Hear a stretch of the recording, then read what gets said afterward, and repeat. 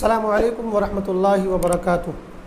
بسم اللہ الرحمن الرحیم، الحمد للہ رب العالمین، والصلاة والسلام علی سید المرسلین وعلی آلہ وصحبہ اجمعین۔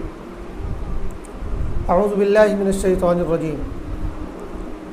وَلَكُمْ فِيهَا مَا تَشْتَهِي أَنفُسُكُمْ وَلَكُمْ فِيهَا مَا تَدَّعُونَ۔ محترم ناظرین و سامعین، یہ جو دنیا ہے جس میں ہم اور آپ زندگی گزار رہے ہیں، اللہ تعالیٰ نے اس دنیا کو انسانوں کے لیے اور خاص طور سے اہل ایمان کے لیے آزمائش کا گھر اور آزمائش کی جگہ بنایا ہے۔ یہ دنیا کی زندگی ایسی ہے کہ اس زندگی میں انسان کی ساری خواہشیں ہمیشہ پوری نہیں ہوتی ہیں۔ انسان سوچے کہ میری ہر بات پوری ہو جائے، میری ہر تمنا پوری ہو جائے، میری ہر منوکامنا پوری ہو جائے، تو اللہ تعالیٰ نے اس چیز کے لیے اس دنیا کو نہیں بنایا ہے۔ انسان کی ساری خواہشیں تو آخرت میں جنت میں پوری ہوں گی۔ اس دنیا میں تو اللہ پاک نے انسان کو بھیجا ہی اس لیے تاکہ اللہ پاک انسان کو آزمائے۔ اللہ پاک دے کر بھی آزماتا ہے اور اللہ پاک لے کر بھی آزماتا ہے۔ اللہ پاک نعمت عطا کر کے بھی آزماتا ہے اور اللہ پاک محروم کر کے بھی آزماتا ہے۔ بس اوقات ہم دیکھتے ہیں کہ بہت سے انسان اپنی خواہشات کے پورا نہ ہونے کی وجہ سے پریشان ہو جاتے ہیں، ٹینشن میں چلے جاتے ہیں اور ڈپریشن کا شکار ہو جاتے ہیں۔ وہ اپنی محرومی پر اتنے شکوے کرنے لگتے ہیں کہ زندگی کا مزہ ہی کھو دیتے ہیں۔ بہت سے لوگوں کو آپ نے بھی دیکھا ہوگا، اور وہ تمنا کرتے ہیں کہ کاش ہمیں یہ چیز مل جائے، اور پھر ان کو جب وہ چیز نہیں ملتی ہے تو وہ مایوس ہو جاتے ہیں اور زندگی کی خوشیوں سے اپنے آپ کو محروم کر لیتے ہیں۔ بہت مرتبہ آپ نے دیکھا ہوگا کہ کچھ لوگ کسی اچھے گھر کے پاس سے گزرے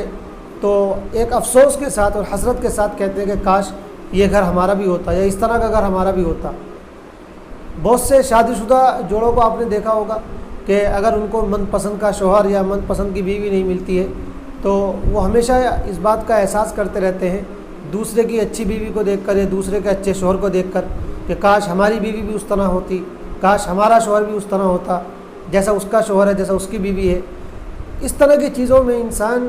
اپنے آپ کو لگا کر اپنے آپ کو خوشیوں سے محروم کر لیتا ہے۔ اس بات کو سمجھنے کی بڑی سخت ضرورت ہے کہ یہ دنیا ہمارے لیے خواہشوں کے پورا ہونے کی جگہ ہے ہی نہیں۔ یا یہ ہو ہی نہیں سکتا کہ ہماری ساری خواہشیں پوری ہوں۔ کسی کو اللہ پاک نے اگر اچھا شوہر دے دیا تو ہو سکتا ہے اس کو کسی اور چیز سے محروم کیا ہو۔ کسی کو اللہ پاک نے اچھی بیوی عطا فرما دی ہو تو ہو سکتا ہے کہ اللہ پاک نے اس کو کسی اور چیز سے محروم کیا ہو۔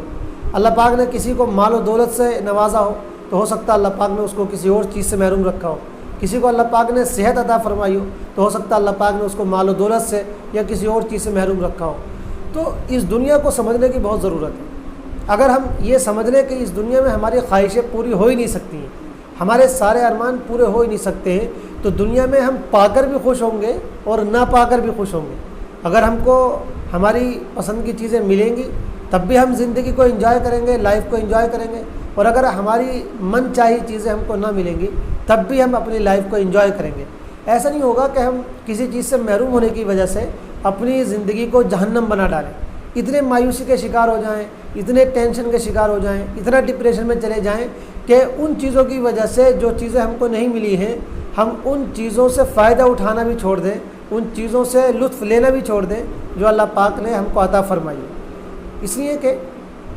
خواہشات تو صرف آخرت میں جنت میں پوری ہوں گی۔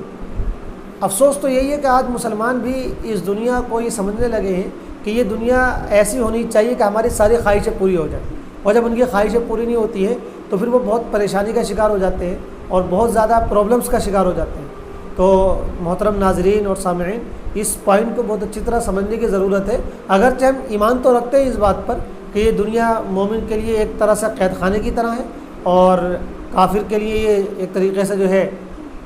جنت ہے، اچھا باغ ہے، اچھا ٹھکانہ ہے، اور اہل ایمان کے لیے یہ آزمائش کی جگہ ہے، اہل ایمان کے لیے یہ قید خانہ ہے، ایک جیل ہے۔ لیکن اس پر ایمان رکھنے کے باوجود جو ایک فکر ہماری پیدا ہونی چاہیے، جو سوچ پیدا ہونی چاہیے، کہیں نہ کہیں وہ سوچ پیدا نہیں ہو پاتی ہے، اور اسی کا یہ نتیجہ ہے کہ آج مسلمانوں میں بھی ایک بڑی تعداد ایسی ہے جو اپنی خواہشات کے پورا نہ ہونے کی وجہ سے بہت زیادہ پریشانی کی شکار رہتی ہے، بہت زیادہ ٹینشنوں کا شکار رہتی ہے، ہمیشہ کسی نہ کسی سوچ میں گم رہتے ہیں ایسے لوگ، ہمیشہ کسی